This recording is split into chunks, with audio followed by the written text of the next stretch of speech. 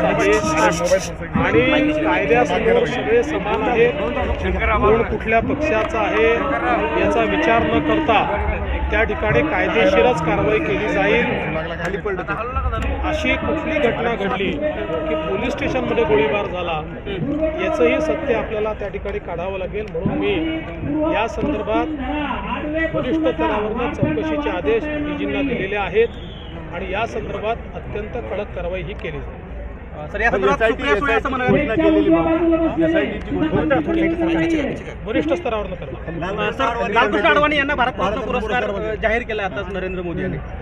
मला असं वाटतं की मी आता तुमच्याकडंच मला माहिती मिळाली, मी माहिती अजून काही घेतली नाही आहे, पण जर तो जाहीर झाला असेल तर मला अतिशय आनंद आहे। कारण अडवाणीजी हे खऱ्या अर्थानं या देशाचे लोहपुरुष राहिलेले आहेत। ज्या प्रकारे अडवाणीजींनी देशाची सेवा केली एक कणखर गृहमंत्री म्हणून आणि विशेषतः राम जन्मभूमीच्या आंदोलनामध्ये अडवाणीजींची जी भूमिका होती ही अत्यंत महत्त्वाची भूमिका होती।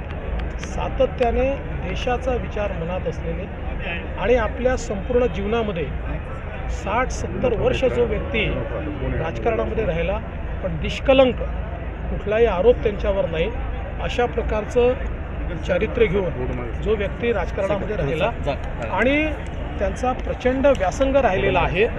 आपण जर त्यांचे विचार ऐकले, त्यांचा संघर्ष पाहिला तर मला असं वाटतं की लालकृष्ण अडवाणीजी हे एक अतिशय ज्याला लिव्हिंग लेजंड म्हणतात अशा प्रकारचं व्यक्तिमत्व आहे।